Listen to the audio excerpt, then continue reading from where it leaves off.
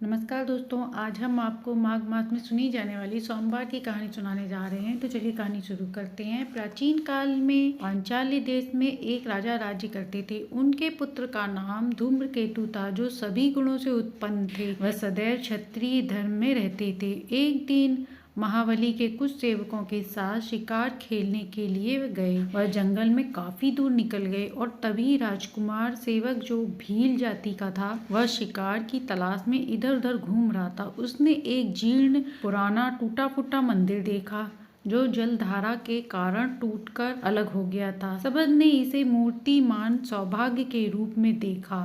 पूर्व नीति से उसने इस शिवलिंग को उठा लिया और उस बुद्धिमान राजकुमार को दिखाते हुए कहने लगा, हे महाराज, देखिए मैं कितना सुंदर शिवलिंग लाया हूँ। मैं भक्ति पूर्वक इनकी पूजा करूंगा। आप इनकी पूजा की विधि बताइए, जिससे मेरे जैसा मंत्र न जानने वाला व्यक्ति भी भगवान शिव की पूजा कर उन्हें प्रसन्न कर सके। राजकुमार ने कहा, शिवलिंग को सदैव पवित्र आसन पर विराजमान करें। सदैव स्वच्छ नए जल से अभिषेक करना चाहिए। नए बेलपत्र, धूप, दीप, नैवेद्य से पूजन करना चाहिए। भस्म चढ़ाकर अपने भोजन को भगवान को नैवेद्य रूप में अर्पित करके पुनः धूप दीप प्रज्वलित करके नित्य कीर्तन आदि करना चाहिए। इसके बाद प्रसाद रूप में भोजन को ग्रहण करें। यही शिव जी की सरल विधि है पूजा की।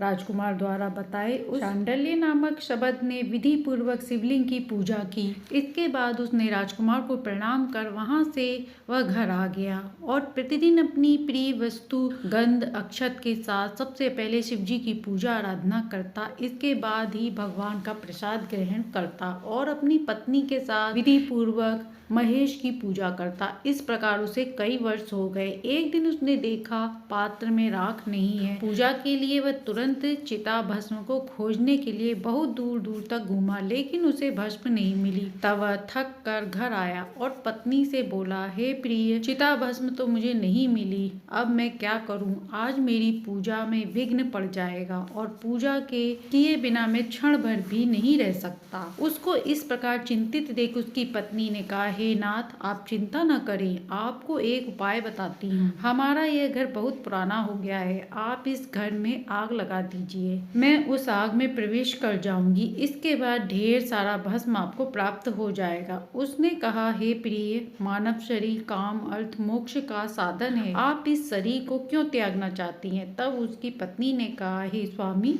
दूसरों के हित के लिए ही एकमात्र सफलता मिलती है। शायद यह भगवान शिव के लिए किया जाए तो फिर क्या कहना।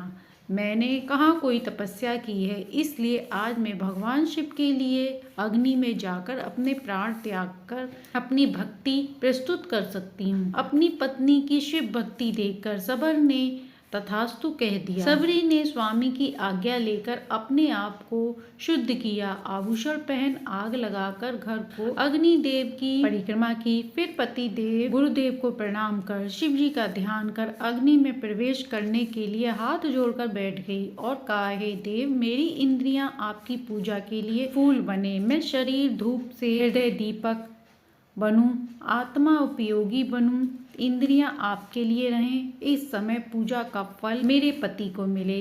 मैं धन संपत्ति कुबेर नहीं चाहती। मुझे स्वर्ग का भी मोह नहीं है। मुझे ब्रह्मा जी के पद की कोई आकांक्षा नहीं है। मैं तो बस इतना चाहती हूँ, यदि दोबारा जन्म लूँ तो आपके चरणों का रसपान करूँ, ततैया बनूं, भले ही मेरे अनजाने जन्म हो। मेरे मन में अज्ञान हेतु बुद्धिमान न हो। आज एक क्षण के लिए भी मेरा मन इधर उधर न हो। हे महेश्वर, आपको मैं बार बार नमस्कार करती हूँ। इस प्रकार दृढ़ इच्छा वाली शबर की पत्नी ने जलती हुई अग्नि में प्रवेश किया। क्षण भर में ही वह जलकर भस्म हो गई। तत्पश्चात उसके बाद शबर ने उस राख को लेकर भगवान शिव की पूजा की। पूजा के अंत में उसे अपनी पत्नी का वहाँ स्मरण हुआ, जो पूजा के बाद प्रसाद ग्रहण करने आती थी। जैसे ही उसे अपनी पत्नी का स्मरण हुआ, वह उसे वहाँ हाथ जोड़े दिखाई दी। इस प्रकार अपने जले घर व पत्नी को जो जैसा था, सबर ने उसे वैसा ही पाया। यह देखकर वह सोचने लगा, अग्नि अपनी आग से सब जला देती है। मेरी पत्नी तो प्रत्यक्ष अग्नि में जल चुकी थी, फिर ये जीवित कैसे हो सकती है? यह स्वप्न है या हकीकत,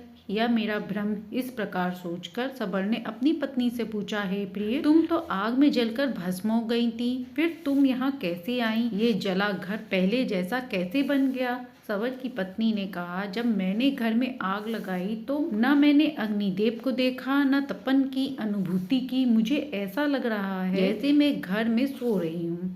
अब जागकर उठी हूँ तो देखा अपना घर लग ही नहीं रहा पहले की भांति। अब मैं पूजा के बाद प्रसाद लेने आई हूँ। इस प्रकार दोनों आपस में बातें करने लगे। तभी उनके सामने एक विमान आया। उसमें भगवान शंकर के पार्षद बैठे थे। उन्होंने दोनों दंपत्ति का हाथ पकड़कर विमान में बैठाया। शबर व शबरी को अपना देह नहीं त्यागना पड़ा। जैसे ही निषाद शरीर को दिव्य हो गया। इस प्रकार दोनों की भगवान शंकर में श्रद्धा, निष्ठा व पूजा आराधना करने से दिव्य शरीर के साथ उनके धाम को चले गए। वह दिव्य दृष्टि के साथ वहीं पर निवास करने लगे। तो ये थी माघ मास में सुनी जाने वाली शिव जी की कहानी, जिसे सुनने से शिव जी की अत्यंत कृपा प्राप्त होती है। कहानी अच्छी लगी हो तो लाइक एंड सब्सक्राइब करें।